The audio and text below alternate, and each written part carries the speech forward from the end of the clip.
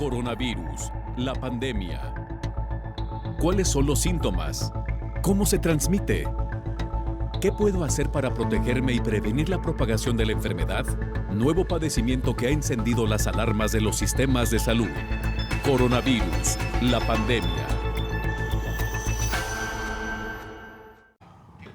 ¿Qué tal? ¿Cómo le va? Bienvenido a este programa especial Coronavirus, la pandemia. Les recordamos que esta es una producción especial de la Universidad de Guadalajara que se transmite a través de la señal de todos, Canal 44 y Radio Universidad de Guadalajara. Agradecemos, por supuesto, a todas las televisoras públicas en México y el resto de América Latina que se suman también a esta señal. Antes de iniciar, queremos recordarle las formas de hacer contacto. Importante la comunicación que hemos establecido con usted a través de nuestras cuentas institucionales en Twitter y Facebook, @Canal 44 TV, y también a través de WhatsApp en el 33 22 42 06 90. Hoy más que nunca estar en contacto, estar bien informados se hace vital ante pues estos esfuerzos que se hacen desde los diferentes ámbitos para frenar la pandemia.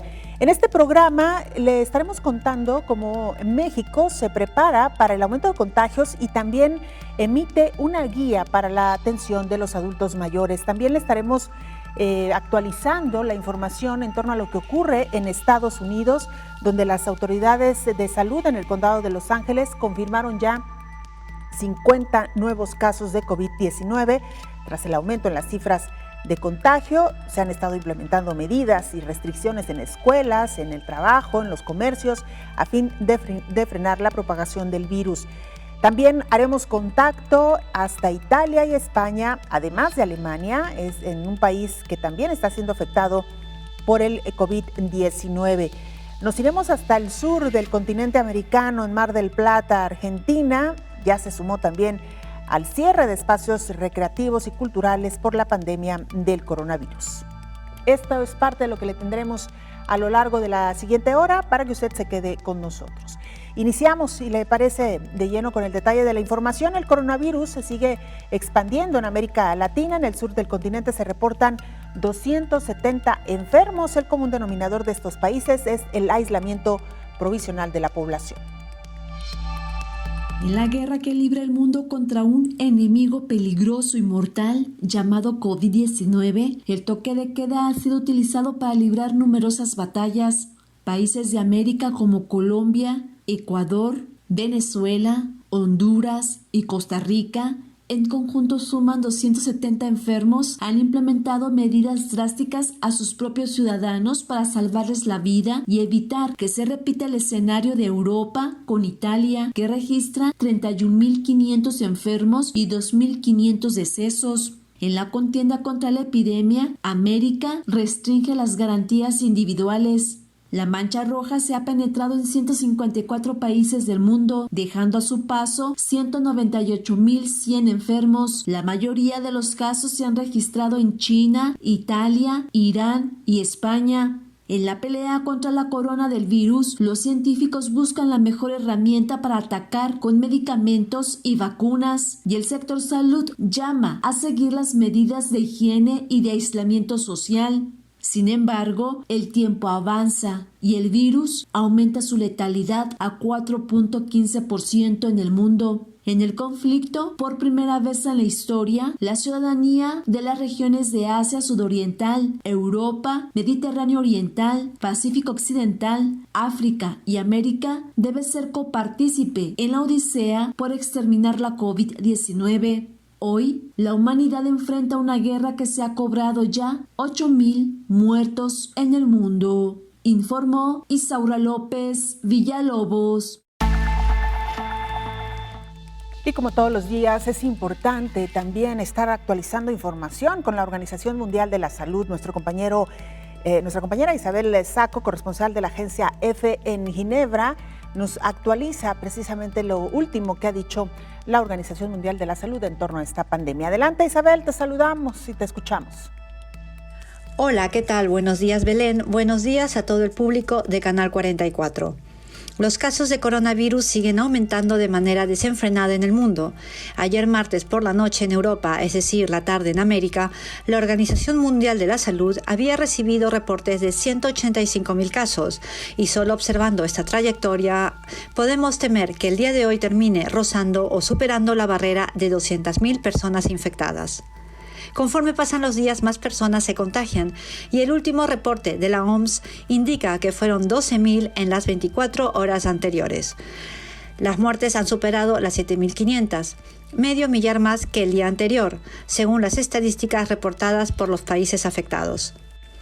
China, que fue el origen de la pandemia, ha registrado tan solo un caso de transmisión local y un puñado de personas contaminadas llegadas de otros países. En la misma región del mundo, Corea del Sur también está cosechando los frutos de sus medidas de contención y ha podido frenar la transmisión del virus, que ha causado más de 8.300 infecciones en total, aunque por estos días apenas reporta decenas de casos diarios. Es indudable que Europa es el centro de la epidemia y aunque hasta ahora se han confirmado cerca de 60.000 casos, el aumento diario supera los 10.000, lo que ha hecho que Italia, España, Francia hayan dictado medidas de confinamiento total y parcial en el caso de Suiza. Alemania, el cuarto país más afectado del continente europeo, espera con gran expectativa un discurso a la nación que pronunciará en algunas horas la canciller Angela Merkel, que no se descarta comunique a sus compatriotas la aplicación de medidas de aislamiento social. Según esta evolución, es probable que Europa entre hoy y mañana registre más muertes acumuladas de las que ocurrieron en China, Corea del Sur y Japón juntos. Recordemos que estos tres países fueron los más afectados en Asia.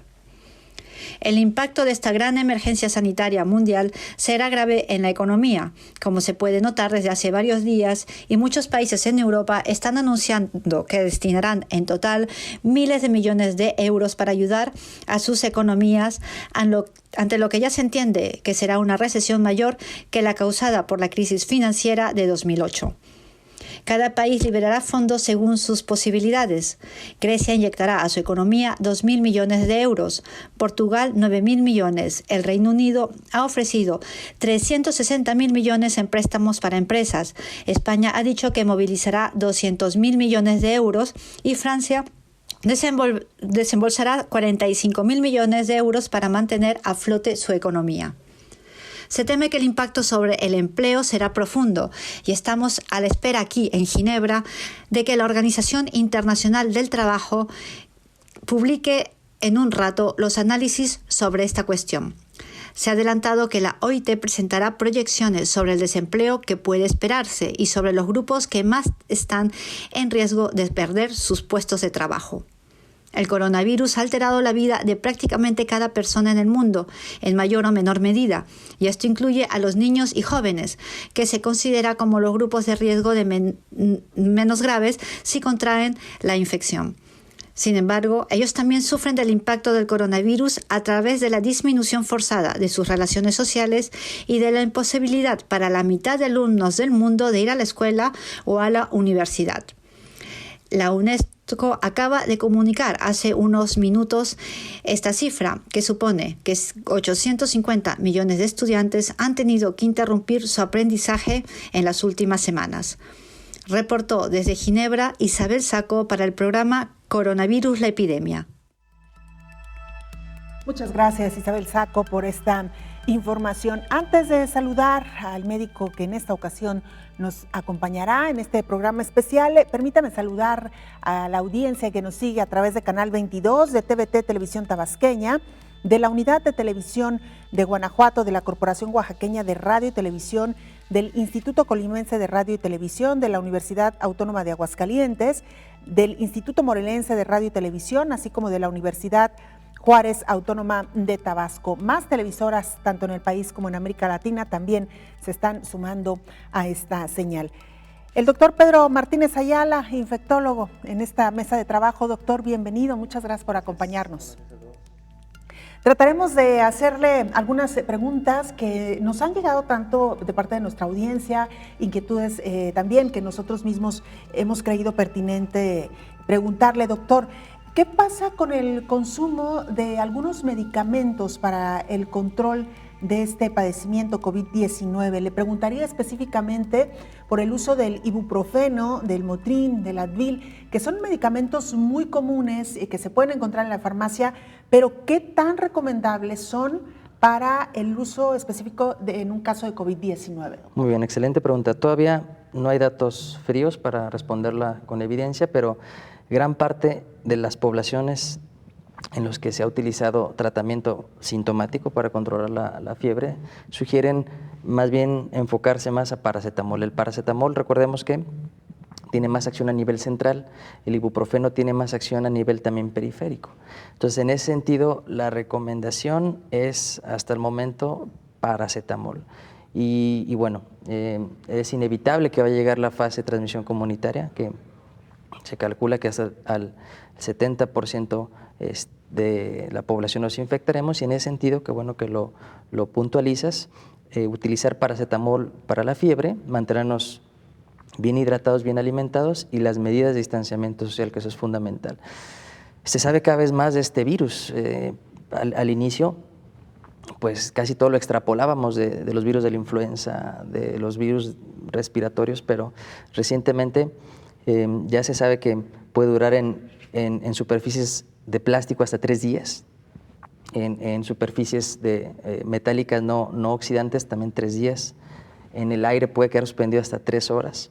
Entonces es fundamental que vayamos incluyendo las medidas que tú muy bien lo hiciste, que bueno, eso de sanitizar, de limpiar la superficie constantemente, además de nuestras manos y el distanciamiento.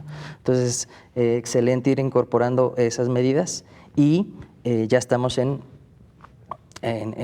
prácticamente al entrar la fase 2, evitar sitios, aglomeraciones de más de 10 personas, ¿no? Y el distanciamiento y limpiar constantemente las superficies, además del lavado de manos. Así que pues felicidades, muy bien. El lavado de manos es fundamental, sin duda alguna. Doctor, pongamos el caso de una persona que en estos momentos está empezando a sentir algunos síntomas, a lo mejor presenta algo de fiebre, tiene alguna molestia de cuerpo, quizá algo de tos, no ha sido todavía sometida a prueba de coronavirus. Y nada más para precisar el tema de los medicamentos, ¿qué recomendarían ustedes como médicos? ¿Toma algún medicamento, paracetamol? ¿Espera a que hagan la prueba? ¿Se tiene que preguntar si estuvo en contacto o no? Es decir, ¿cuáles serían, digamos, las condiciones primarias que una persona que hoy por hoy ya está sintiendo síntomas tendría que hacer, doctor? ¿Cuál sería como el ABC a seguir? Excelente pregunta. Afortunadamente, bueno, ya conforme han pasado los días, sabemos más cosas del coronavirus, y predominantemente la clínica. El coronavirus, cuando empieza a tener los síntomas, generalmente al 8º día hay falta de aire y al 9º día neumonía. Es una instauración lenta, ¿de acuerdo? Que basado en gran parte de los países, hay excepciones, pero en la mayoría de los países 80% va a ser leve. Entonces, si te llegas a infectar, tienes menos de 65 años, no tienes falta de aire, ¿de acuerdo? No tienes fiebre muy alta que no se baje con nada, oxigenación baja. Evidentemente hay que quedarte en tu casa, controlártelo con paracetamol, hidratarte y esperar a que pase, que eso va a ser, ojo, el 80%.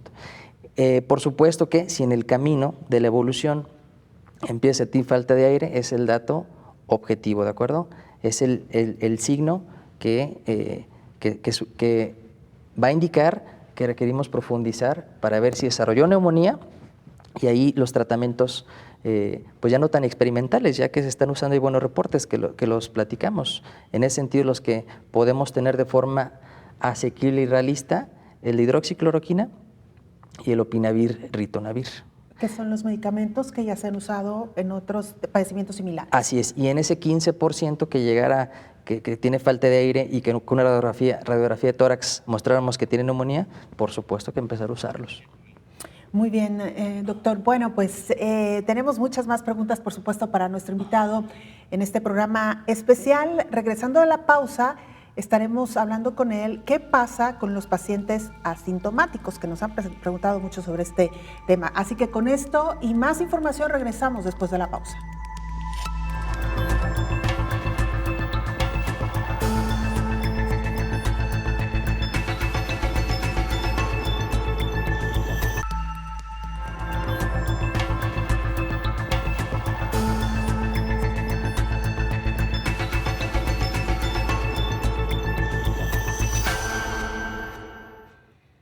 Estamos de regreso y como usted se ha enterado y conforme hemos sabido más del comportamiento de este virus, los adultos mayores son los más propensos a desarrollar enfermedades graves o digamos, padecer esta enfermedad de manera mucho más grave. Es por ello que algunos países ya están comenzando a realizar algunas guías específicas para saber cómo actuar, cómo atender a nuestros adultos mayores. Es el caso de México. Aquí tiene usted la historia. La Secretaría de Salud en México recomendó que familiares, vecinos y conocidos ayuden a los adultos mayores en una etapa en la que los contagios por coronavirus comienzan a aumentar. Si algún familiar presenta síntomas, pedir que mantenga contacto telefónico en lugar de visitar y arriesgar un contagio. Evitar que salgan más de lo indispensable, como una consulta médica, pero que no vaya a comprar sus alimentos o insumos. En cuanto a las visitas, la persona que va a reunirse con algún adulto mayor debe estar segura de que no haya tenido los síntomas en los últimos 14 días. Habla Hugo López-Gatell Ramírez, subsecretario de Prevención y Promoción de la Salud. Si alguien en las 2 semanas atrás, antes de una visita a un adulto mayor, tuvo fiebre, tuvo dolor de cabeza, tuvo dolor de garganta, etcétera, que no vaya a visitar a la persona hasta que se completen 14 días desde que tuvo los primeros síntomas. En el caso de que el visitante no presente síntomas, mantenerse a 1,5 metros del adulto mayor, evitar dar la mano y abrazarlo. Se recomienda que los adultos mayores se laven las manos de 10 a 20 veces por día con agua y jabón, usar alcohol y gel. Otra recomendación consiste en no automedicarse. Además, evitar tocarse la cara, ojos o nariz o lavarse las manos antes de hacerlo. Informó Elizabeth Ortiz. El estado de California, en Estados Unidos, es uno de los más afectados con casos de COVID-19 y recientemente se dio a conocer que al menos 50 personas más se sumaron a esta lista de personas que están padeciendo COVID-19. Nuestro compañero Alejandro Maciel, director editorial de Los Angeles Times en español, en la línea telefónica, nos presenta esta información. Alejandro, cuéntanos cómo está la situación en Los Ángeles, California. Muy buenos días, Bueno, aquí parece que las cosas siguen complicándose bastante. Te puedo decir que hay 472 casos confirmados, hay 13 muertos, la mayoría de ellos en el norte de California. De hecho, en el norte, en el área de la bahía de San Francisco, en esa zona, seis condados ya declararon el cierre completo en términos de tienes que quedarte dentro de tu casa. En el sur de California, en Los Ángeles, no se ha tomado esa medida, aunque se ha ordenado el cierre de negocios, de restaurantes, de reuniones de más de 10 personas. Incluso el gobernador del estado ayer declaró que probablemente las clases se reanuden hasta el siguiente año escolar. Tan grave así están viendo la situación, no parece que esto se vaya a mitigar en los próximos días. Se está hablando de un paquete de estímulo económico para las familias porque hay cientos de miles de trabajadores que ya se han quedado sin trabajo, especialmente en el área turística, hotelería, servicios, restaurantes. Entonces, el panorama no se ve alentador en este momento. De los medios de comunicación, entre los expertos, entre los analistas, ¿hay alguna explicación de por qué está avanzando de esta manera los casos de COVID-19 en general en Estados Unidos, pero particularmente en algunos estados como el estado de California? Bueno, definitivamente el estado de California es uno de los que tienen más casos, básicamente porque se piensa que se empezó muy tarde a hacer las pruebas, a examinar a la gente. En ese sentido, se sabe que el virus ha estado por aquí desde hace semanas y hasta ahora que está habiendo disponibles los exámenes contra el coronavirus, hasta ahora se está dando cuenta que está creciendo esto, que ya estaba presente en la comunidad. Lo que tiene muy preocupado a los médicos es que se está propagando ya entre la comunidad, no es entre gente que está viajando o gente que está en contacto con otra persona, sino que ya hay transmisión en la ciudad y por eso la gente están pidiendo quédense dentro de sus casas por lo menos 14 días. Así es, Alejandro. Bueno, seguiremos contigo muy atentos a lo que ocurre en Estados Unidos, particularmente en el estado de California. Muchas gracias por tu información. Muchas gracias, que estén bien. Es Alejandro Maciel, director editorial de Los Angeles Times en español. Regresamos al estudio. La charla esta mañana nos acompaña aquí el doctor Pedro Martínez Ayala. Él es infectólogo. Doctor, antes de irnos a la pausa, hablábamos sobre los casos asintomáticos. Primero preguntarle, ¿se tiene ya una estadística fiable de cuántas personas podrían no presentar síntomas aún contaminados con este virus? Sí, bueno, sí se tiene alguna evidencia. La primera evidencia surgió del crucero Diamond, en el cual se calcula que hasta el 18-20% fueron asintomáticos. Otro grupo de población que se ha mostrado que es asintomático o síntomas prácticamente inespecíficos es en niños. Aquí lo importante es que sí se ha demostrado que los asintomáticos tienen menor infectividad que los sintomáticos, eso es lo afortunado, pero sí en gran parte de la población puede ser desde un 15-33% los asintomáticos, que afortunadamente la infectividad, o sea, la posibilidad de que transmitan el virus es menor que alguien que tiene síntomas. Es decir, si es posible que una persona asintomática contagie, pero las probabilidades de que contagie a otras personas son menores. Mucho menores, afortunadamente. Doctor, ¿se han estado estudiando algunas otras formas de propagación del virus? ¿Se han identificado nuevas formas de propagación? Claro, o sea, hay reportes de casos desde transmisión materno-infantil, transmisión fecal-oral, o sea, por las heces. Sin embargo, transmisión por aerosoles también está descrito esta vía. Sin embargo, el contacto mayor es por gotas, definitivamente. Lo que sí, retomando lo que comentamos al principio, es un virus que sí menos vulnerable de lo que se creía, ¿no? Persiste más en superficies. Sí debemos de hacer mucho más énfasis en el control ambiental también, o sea, no solamente individual, sino en el entorno que te rodea, hacer estas medidas, ¿de acuerdo? Pero la principal vía de transmisión totalmente documentada es por gotas. Lo demás es menos eficaz. Sí se han reportado casos, pero es menos eficaz. Doctor, también algo de lo que se ha estado mencionando mucho, sobre todo nos ha preguntado la audiencia, es por qué hay que tener especial cuidado con los adultos mayores. ¿Por qué es un virus cuya letalidad se está reflejando particularmente en este grupo de personas? Sí, bueno, aquí sí debemos de saber que la principal causa de muerte por infección en alguien mayor de 65 años es la neumonía en el mundo, ¿no? Entonces, de entrada, cualquier infección respiratoria tiene muchas, no cualquiera, sino las infecciones respiratorias más letales que ocasionan neumonía tienen más riesgo de complicarse a esta edad. Varios factores. Recordemos que a partir de los 65 años hay un término que se llama inmunosenescencia. Literalmente tu sistema inmune envejece y responde mucho menos a las agresiones físicas, en este sentido, un agente infeccioso. Recordemos que nosotros respiramos, estamos expuestos al ambiente, o sea, respiramos seguramente virus, bacterias, parásitos, hongos. En la gran mayoría de las veces no te infectas a menos de que sea un inóculo muy grande o tu sistema inmune esté comprometido. En este sentido, si hay un inóculo muy grande, una cantidad de un agente infeccioso muy alta, que tú lo respiras, y un sistema inmune bajo en contenerlo, pues claro que se traduce en la infección de vías respiratorias bajas. Es de las principales razones por las cuales, mientras más edad, más riesgo de que se complique cualquier tema respiratorio, no solamente COVID-19, sino también influenza, neumonía por neumococo. Y de hecho,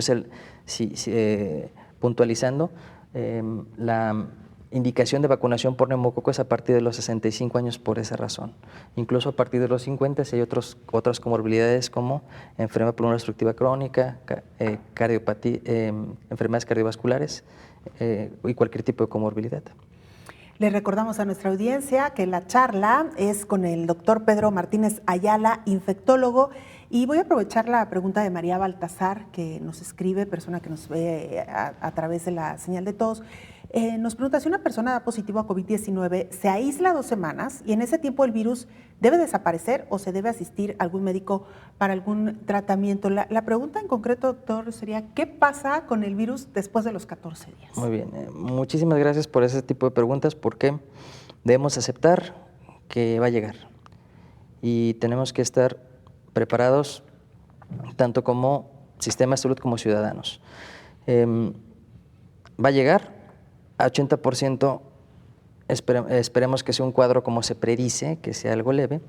En este sentido, esos 14 días esperar a que pase. Después de 14 días, que el periodo de incubación es aproximadamente entre 4 y 7, ya no vas a transmitirlo, ¿de acuerdo? Te recuperas y obviamente en este escenario pues estar en casa porque se ha documentado la reinfección. Entonces, sí, no minimizar las medidas, ¿de acuerdo? No bajar la guardia en cuanto a las medidas de lavado de manos, del alcohol en gel, de la distancia y de evitar lugares concurridos. Entonces, en ese sentido, contestando puntualmente, si en esos 14 días no infectar, estar en casa, 80% de probabilidades de que te vas a recuperar. Si por supuesto que eres mayor a 65 años, tienes falta de aire, tienes síntomas muy severos, fiebre de 40 grados que no baje, que estás muy agitado, que te sientes muy mal, claro que debes de ser valorado por un médico. Digamos que en una condición general o de lo que podría ocurrir en la mayoría de los casos, es una persona presenta síntomas, vamos a poner ese escenario, tal vez tuvo la oportunidad de hacerse la prueba y resultó positiva, está recluida en su casa, 14 días después el virus pierde la fuerza de transmisión. Excelente, sí, o sea, más bien nuestras defensas lo eliminan, ¿de acuerdo? O sea, nuestras defensas lo eliminan, no queda rastro del virus y tú te recuperaste. Bien importante que me faltó puntualizar, si bien no acudes, si 80% va a ser una enfermedad leve, y si no tienes signos de severidad, pero sí llamar, ¿de acuerdo? Sí, por supuesto que se están abriendo más líneas para pues seguir al menos por contacto telefónico con el 80% que no va a requerir ningún tratamiento hospitalario, pero al menos estar pendientes de la evolución y por supuesto que ver dudas. Entonces, en ese caso puntual, alguien de 40 años sin comorbilidades que empieza a tener síntomas respiratorios y que estuvo expuesto a alguien con COVID, si solamente es fiebre, tos, malestar general, hidratarse, controlarse la fiebre y llamar, ¿de acuerdo? Entonces, para la monitorización telefónica y para que evidentemente al no tener un signo grave y llegar a un servicio de urgencias, pues no esparcir el virus. Ese es el razonamiento. No colapsar también los servicios médicos en casos que se pueden recuperar en casa sin ningún contratiempo. Así es. Muy bien, doctor, pues vamos a hacer una pausa y por supuesto hay muchas más inquietudes, mucho más que hablar en torno a COVID-19. Usted no se vaya, regresamos con más.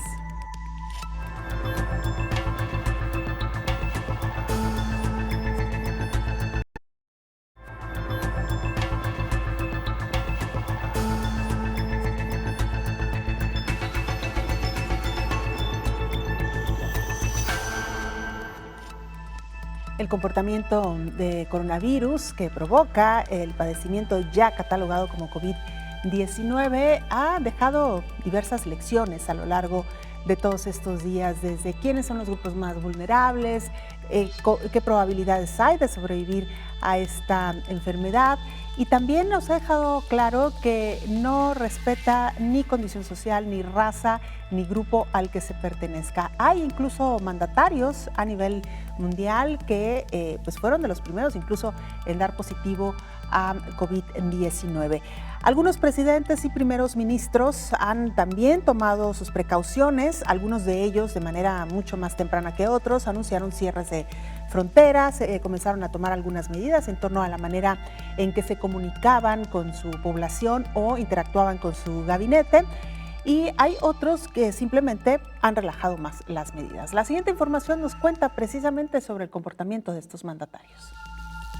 Los presidentes de Estados Unidos, Donald Trump, de México, Andrés Manuel López Obrador, y de Brasil, Jair Bolsonaro, no siguen el protocolo de sana distancia para protegerse contra la pandemia. Justo el día que Trump declaró emergencia nacional, reunió a la prensa en sillas contiguas, sin mediar espacio entre cada persona. Además, invitó a empresarios y funcionarios, algunos de los cuales pasaron al frente y compartieron micrófono con el presidente. Trump los saludó de mano y el podio fue tocado por algunos de ellos. Por otra parte, el mandatario de Brasil participó en una marcha en apoyo a su gobierno como protesta contra el poder legislativo que ha frenado algunas de sus iniciativas. En tanto, el país registra un aumento de contagios. En México, Andrés Manuel López Obrador continúa con sus giras multitudinarias en el país, las cuales se caracterizan por tener un contacto muy cercano con las personas, al punto de saludarlas y hasta repartir besos. Apenas fue muy criticado por besar insistentemente a una niña en uno de los eventos. Informó Elizabeth Ortiz.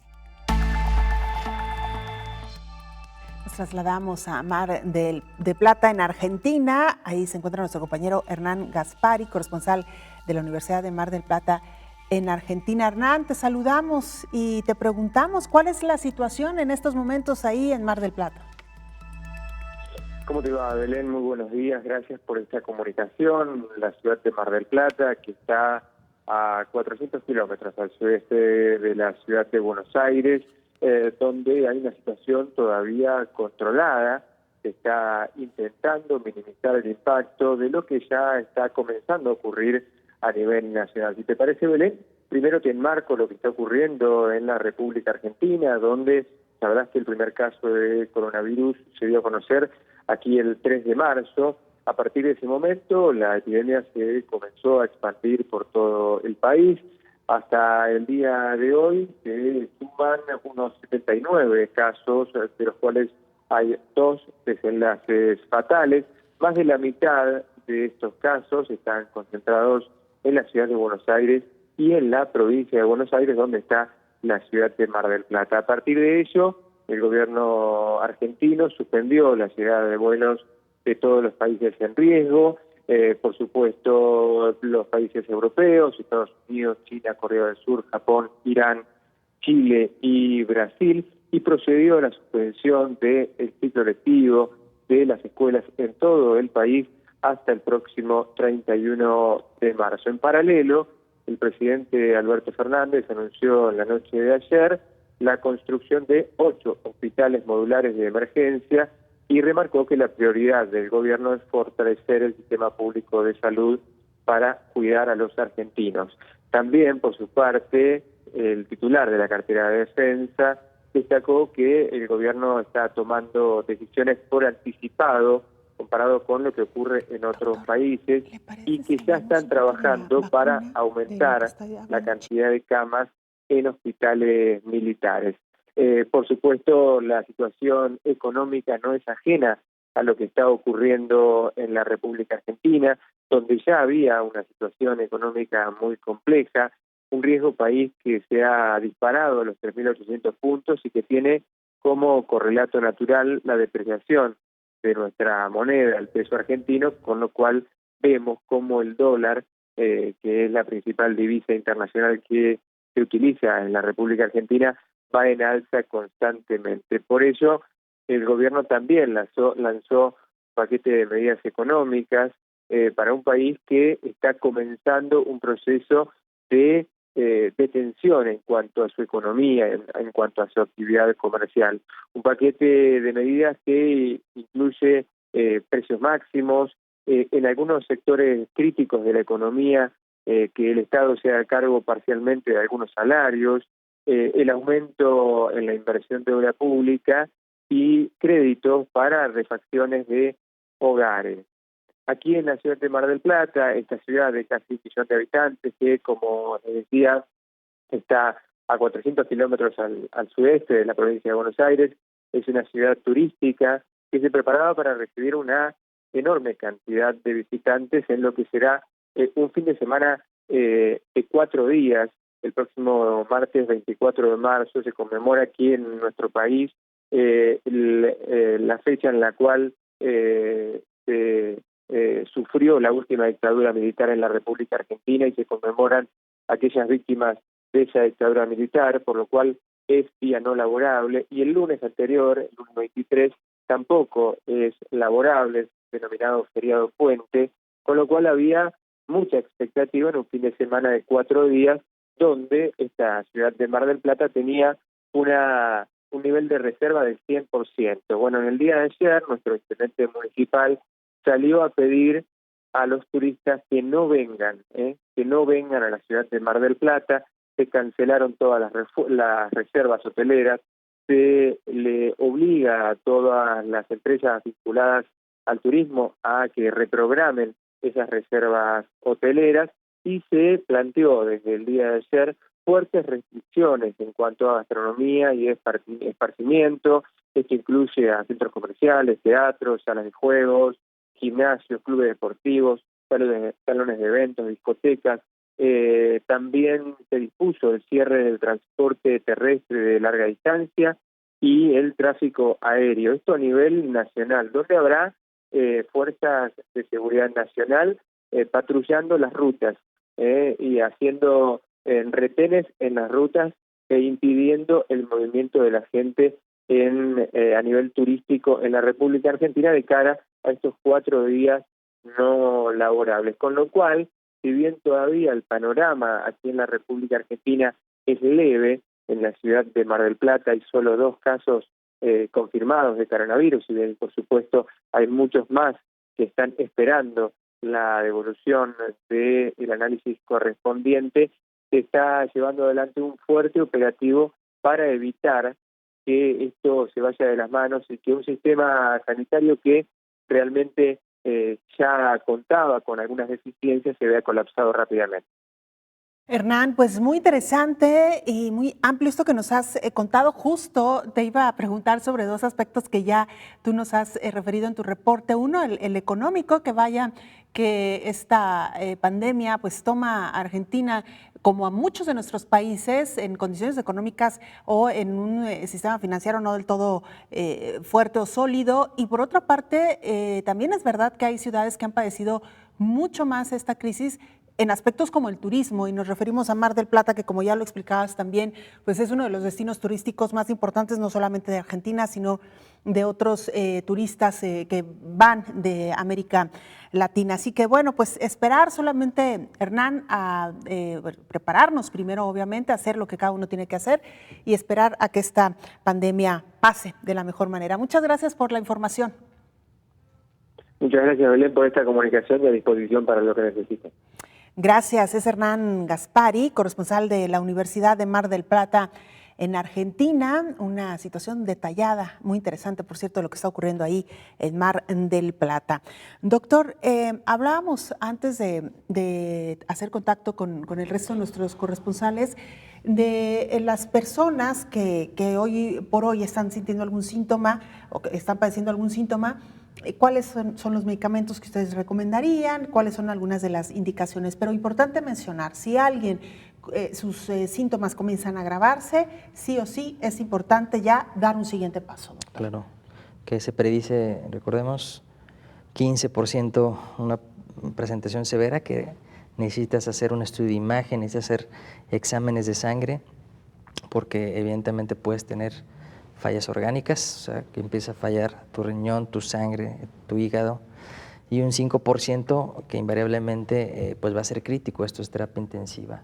Por supuesto que pues son predicciones. Recordemos que somos latinos, vamos a ver cómo se presenta con nosotros. Claro, y que es importante también, doctor, insistir y reiterar, si alguien tiene un padecimiento asociado, es decir, una enfermedad crónica que padece ya hace algún tiempo y que está debidamente diagnosticado, también es un foco de alerta, un foco de alarma, ¿no? Por supuesto que sí.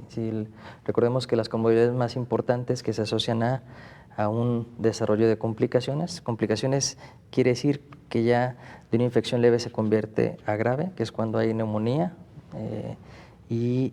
pues es la hipertensión, la diabetes, son las 2 comorbilidades principales que ocasionan mayor riesgo de complicaciones. Es decir, personas que padezcan este tipo de enfermedades, todavía reforzar aún más las medidas, ¿no? Muy bien, doctor. Tenemos que hacer una pausa. Regresando, si le parece, me gustaría conocer su opinión acerca de esto que da a conocer China sobre la pues, creación ya de una vacuna en contra de COVID-19. que nos cuente un poquito sobre esta situación, cuáles son los pasos por los que tiene que atravesar esta vacuna antes de que llegue ya directamente a un país, por ejemplo, como México.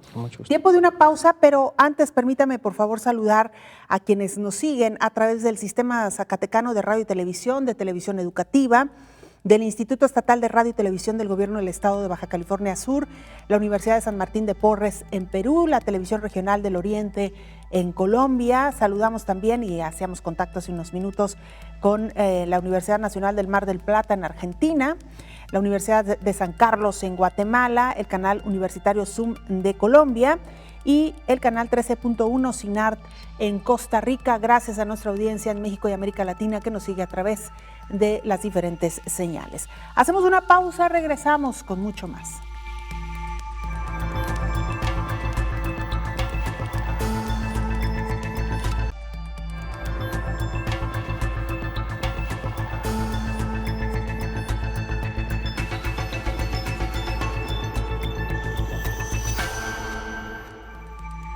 Una de las recomendaciones que hacemos insistentemente, nosotros a través de los programas informativos, pero también los médicos, los especialistas, es lavarse las manos continuamente para evitar una infección de coronavirus. Y esta recomendación también nos habla de que debemos lavarnos al menos cada 15 minutos las manos y evitar tocarnos la cara.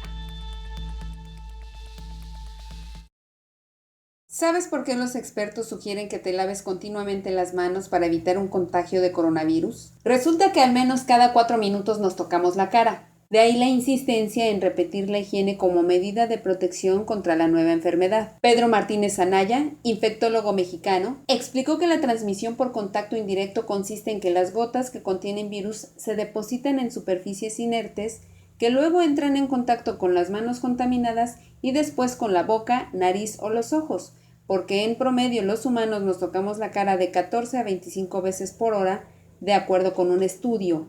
Se trata de la investigación titulada Tocarse la cara, un hábito frecuente que tiene implicaciones para la higiene de las manos y que está publicada en la Universidad Nacional de Medicina de Estados Unidos. Está descrito que nosotros nos tocamos hasta 4 veces por hora el cabello, 3 veces por hora los ojos, 1 vez por hora el oído, la nariz 3 veces por hora, la mejilla 4 veces por hora, la boca 4 veces por hora, el cuello 1 vez por hora y la barbilla 4 veces por hora.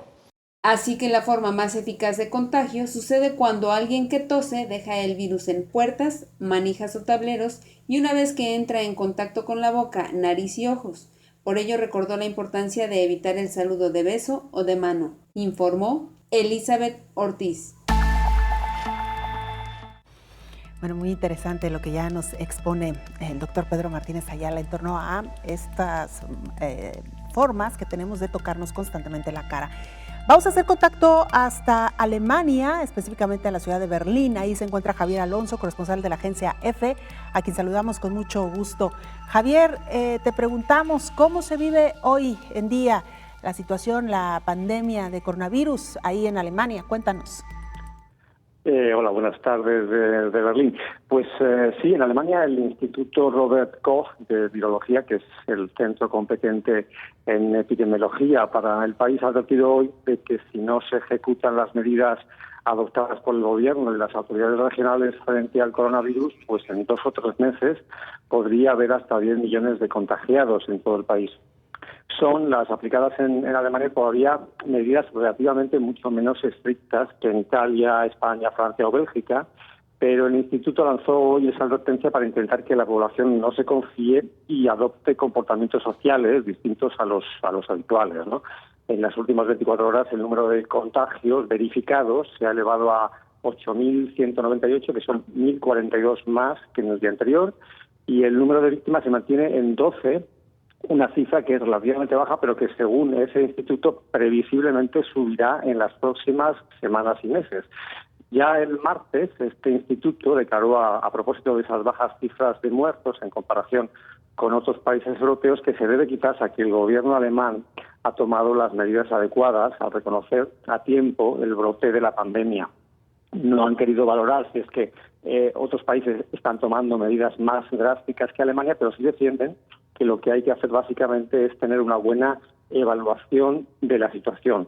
El instituto dice que en Alemania lo que ocurre es que se detectó muy pronto el brote y gracias a ello se pudo aplicar varias medidas. Empezó el 27 de enero cuando se tuvo conocimiento del primer contagio en Alemania, que fue el de un empleado de una empresa de componentes para automóviles en Baviera, en el sur, que había estado en contacto con una colega china que posteriormente dio positivo. Y de ese brote surgieron otros 13 casos. Luego el segundo foco de contagio se registró entre un grupo de repatriados de la región china de Wuhan, que fue el epicentro del brote, como sabéis, y que recibieron tratamiento en Frankfurt.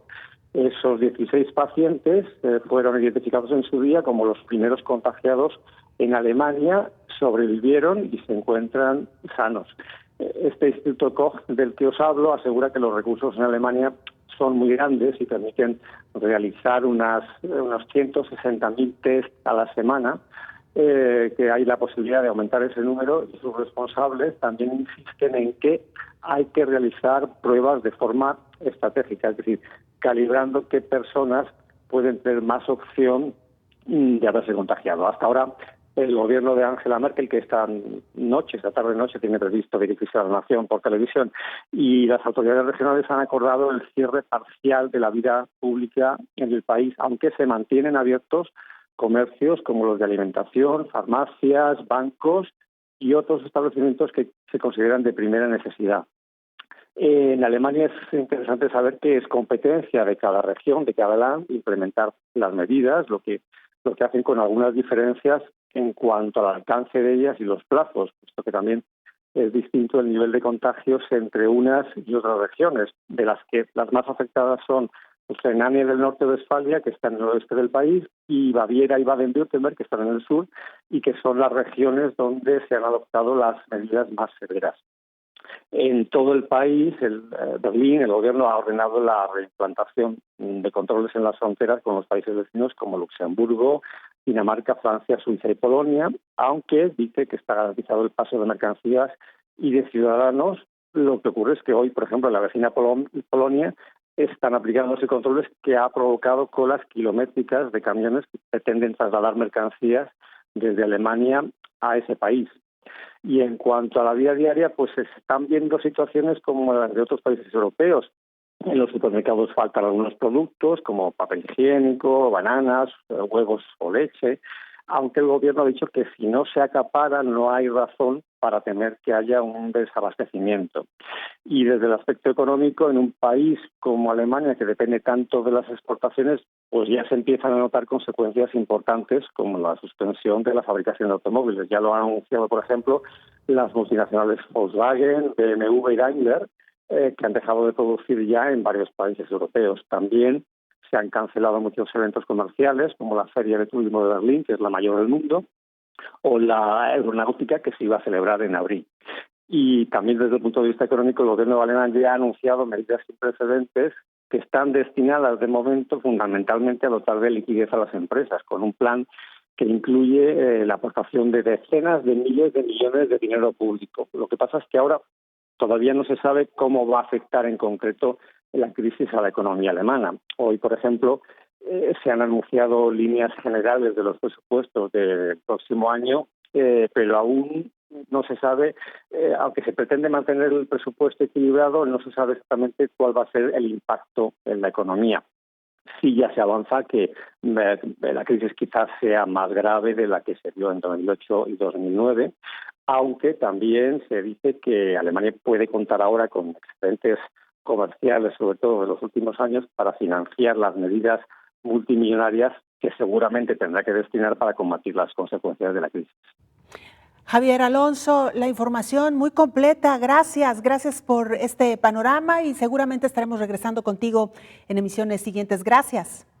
De nada, buenas tardes. Javier Alonso, corresponsal de la agencia EFE en Berlín, Alemania. Doctor, nos quedan escasos 2 minutos para despedirnos. Hay algunas preguntas de parte de la audiencia. ¿El coronavirus se puede transmitir a través de la ropa? Nos preguntan.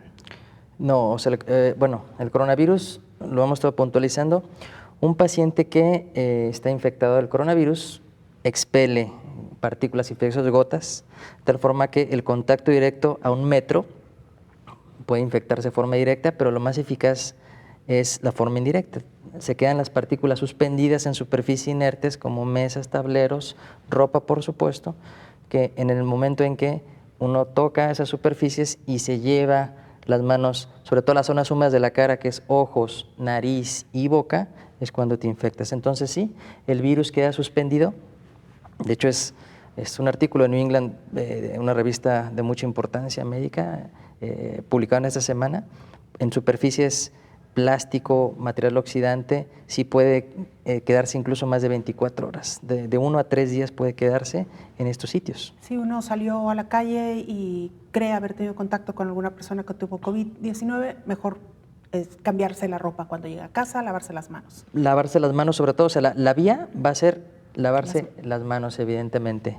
Y claro que, sobre todo en el contexto de sitios muy concurridos, pues la forma de transmisión será mayor. Entonces, claro que sí, considerar esto y empezar a sanitizar, considerar que el ambiente, el contrario a lo que se creía en inicio, el virus sobrevive más tiempo que los otros virus. Entonces, sí, tomar también medidas ambientales, estar literalmente desinfectando, sanitizando los ambientes donde vivimos. Carlos Estrada nos pregunta, respecto a los casos que dan positivo y han superado el evento, ¿hay secuelas o efectos posteriores que afecten al individuo?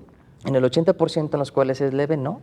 En el 5% en los cuales hay un síndrome que se llama SIRA, síndrome de insuficiencia respiratoria del adulto, en el cual la afección de los pulmones es extremadamente severa, sí puede haber fibrosis, pero por el evento, evidentemente, en la gran mayoría no va a haber secuelas. Nos preguntan también si hay algunas recomendaciones alimentarias para ayudar a superar o sobrevivir, ¿no?, a este COVID-19. Por supuesto, estar bien hidratados, comer muchas frutas, verduras y alimentos bien cocidos es lo fundamental en este momento. María Magdalena Ruiz nos dice, ¿cuál es la recomendación para repatriar, supongo que las personas que vienen del extranjero a México, que regresan? No hay alguna recomendación por lo pronto oficial, pero evidentemente, es decir, si la persona está en el extranjero y viene para acá, pues evidentemente el protocolo que sabemos, ¿de acuerdo? Si tiene síntomas, aislamiento, exactamente, ¿no? Doctor, 14 días. Se nos agotó el tiempo, muchas gracias por habernos acompañado. Es el doctor Pedro Martínez Ayala, infectólogo, gracias, nosotros nos despedimos y lo invitamos para que nos sintonice de nueva cuenta el día de mañana en La Señal de Todos. Coronavirus, la pandemia. ¿Cuáles son los síntomas? ¿Cómo se transmite? ¿Qué puedo hacer para protegerme y prevenir la propagación de la enfermedad? Nuevo padecimiento que ha encendido las alarmas de los sistemas de salud. Coronavirus, la pandemia.